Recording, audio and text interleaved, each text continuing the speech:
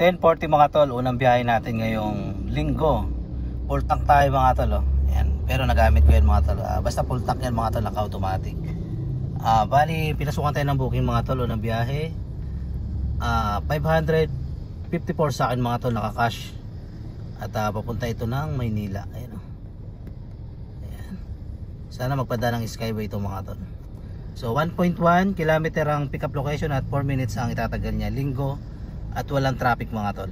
So ayun mga tol, kung mapapansin nyo, kakabukas ko lang nung sasakyan at naka blue indicator pa siya mga tol. Ibig sabihin kaka-start pa lang ng sasakyan mga tol. Grabe, tag-ulan ngayon mga tol. So tara, punta na natin yung pasahero. So ayun mga tol, punta na natin yung ating pasahero mga tol. Tag-ulan ngayon. Medyo malakas ang biyahe at medyo mataas ang pamasahe. Kapag ka maulan kasi at high demand yung pamasahe niya, o ganito mga tol, alam nyo ba kapag maulan maraming nagbubok, tapos ngayon kapag ka maraming nagbubok, tumataas pa ang pamasahe niyan mga tol.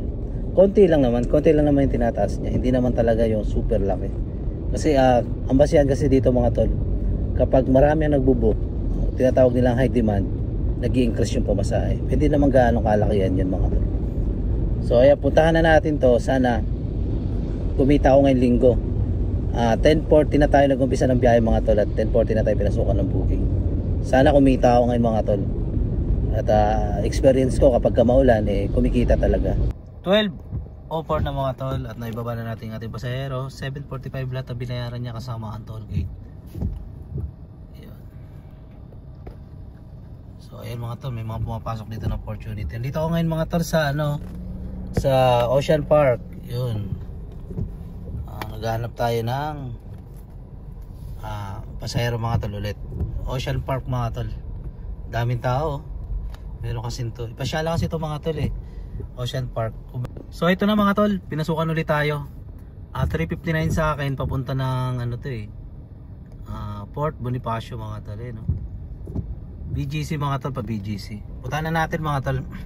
Dito ko siya nakuha sa Manila Ocean Park mga tol, sa Quirino Grandstand. Dito po yung Quirino Grandstand mga tol So ayun mga tol, punta na natin ang ating pasahero.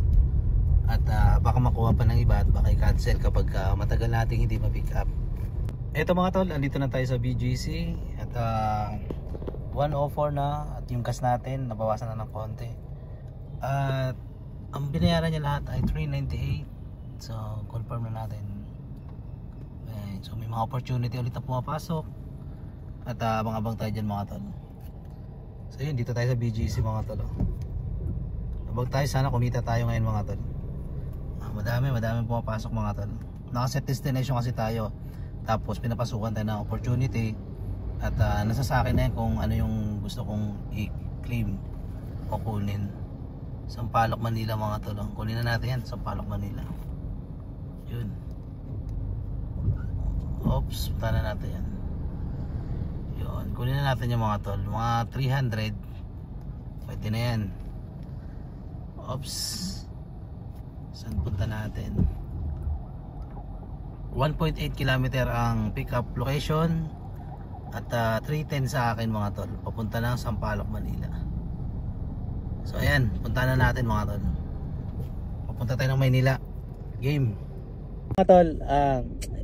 Naka-opportunity lang tayo mga tol. Lupit ang technique natin Mukhang nakuha ko na yung technique mga tol Bali naka-set destination ako pa south. Pero maraming pumapasok sa akin ng mga job opportunity. Siyempre kinukuha natin yung mga tol, yung mga malalaki. Wala At saka kaganda nun mga tol, hindi na-apektuhan yung natin, yung ratings. Yung ratings mga tol, yung complete. Kasi yung iba kasi pagka hindi gusto yung ruta, kinakancel ganun. So napopost. Dito mga tol, walang post dito. Sa atin lang yan mga tol, hindi na naituro sa iba.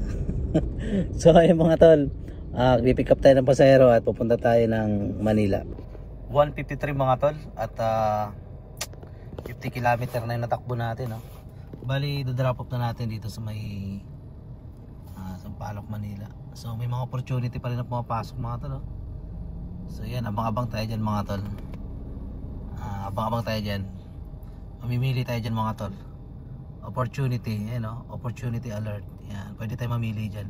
Pwede kayo magganyan mga tol kapag maraming booking o demand na booking mga tol, pwede kayo makapili.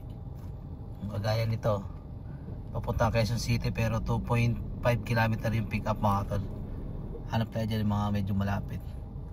Opportunity alert. Balita ko kayo mga tol kapag nakahanap ako at nakakuha ko ng mas maganda-gandang booking mga tol at ruta. So ayun mga tol, nakapili na tayo at papunta ulit ng Taguig mga tol. BGC Taguig. 1.8 km yung pick up. Tapos 10 minutes ang itatagal niya at ang akin mga tol ay 377 cash. So punta na natin mga tol. Papuntang BGC. So ayun mga tol, bali ang nangyari sa biyahe ko ngayon, patawid-tawid lang ako ng Manila BGC, Manila BGC. So pass muna ako ngayon sa Mega Mall mga tol sa Mandaluyong. Naku po, matindi ang traffic mga tol, matindi talaga ang traffic. Kaya BGC Manila, BGC Manila at pwede rin naman mag Quezon City pero sa Quezon City kasi medyo madalang ang booking dun mga tol eh. Kaya BGC Manila, Pasay, Airport, Las Piñas, mga ganun mga tol. Pero sa MOA, iwasan ko yung MOA mga tol. Napakatindi po ng traffic dyan sa MOA kapag linggo.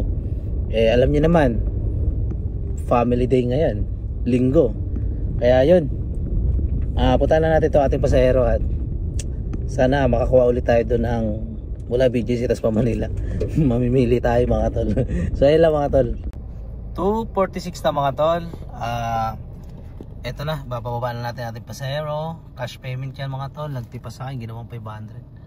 So ayan mga tol, may mga pumapasok mga tol trip of mga opportunity. So mamimili ako dyan mga tol. So ngayon ang gagawin ko, punta muna ako sa main gate, kunin ko yung ID ko mga tol. Mga tol, pinasukan nga pala tayo sa wait lang. Pinasukan nga pala tayo sa papuntang Taytay Rizal mga tol, sa lugar namin Taytay Tiangge. Yun nga lang mga tol, andito ako sa subdivision. Dapat sana andaan ko dito sa kabila para malapit. Iniwan ko yung ID ko na lisensya ko dito sa may main gate. So no choice ako, iikot ako mga tol. Ang pick up to location tuloy niya nasa 5.1 km, tapos 18 minutes ang itatagal ng biyahe bago sila mapuntahan. So yun ang mahirap mga tol. Dapat kapag ganito mga subdivision, dapat mga tol, magbaon kayo ng maraming ID. Ako kasi naubos na yung ID ko dito sa may BF Homes Sa BF Homes mga tol, naubos na yung ID ko doon. Kaya hindi pa ako nakapagpagawa ng mga ID. Kaya no choice ako, bumalik ako kasi ang iniwan ko dito, lisensya ko So sana hindi mag-cancel tong pasahero na to dahil papunta ito ng Taytay Rizal mga tol. Ayun lang mga tol, 5 km yung pick up location Pero okay lang, hindi tayo pwede mag-cancel dahil gumamit tayo ng set destination mga tol. So ayun lang mga tol, 3:50 to mga tol, at ang naitakbo natin sa lahat naitakbo natin ngayong araw ay 84.4 km mga tol. Tapos ang gas natin ay 2 guhit ang nabawas. Isang guhit lang kasi full tank yan, di ba? So isang guhit lang yung nabawas mga tol. So ibababa ko na yung pasahero ko at ang bill niya ay 517 at cash ang kanyang binayaran. At dito ko na siya binaba mga tol sa munisipyo ng Taytay mga tol. Pupunta rin daw sila ng Tiangge. So ngayon ang kinita natin ngayon mga tol ay nasa 2,032. Yun, 2,032 mga tol. Yan, 5 booking lang puro malalaki yung mga tol. Puro malalaki yung booking. Malinis na po yan, 2,032 mga tol. Yan ay malinis na. Labas na po ang top up dyan mga tol.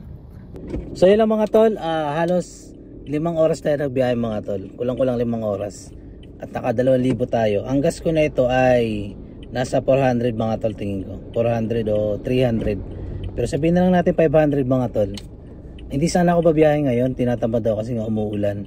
So sabi ko, babiyahe na lang ako kahit pangkain lang at saka panggas. So yun, okay pa rin, di pa rin naman lugi sa kulang-kulang 5 oras na biyahe. At ang gas natin ay 500. Pero alam ko walang 500 to mga tol, nasa 300 lang to So sabihin na lang natin 300 na gas, di 1.8. Tapos pangkain 500. Wala muna tayong boundary ngayon. Pangkain 500. Di na sa 1.3. Sabihin natin may boundary na. Sabihin na natin may boundary. Di meron tayong savings na 300. So yun lang, napakabilis na oras. Akalain mo yun, kumita ka na ng ganun mga tol. So yun lang, sana sa mga nagbabalak mag part time, sana nakatulong tong video na to mga tol. So yun lang mga tol, maraming salamat. At dito na ako sa lugar ko at gagarahin na ako. Ingat kayo mga tol.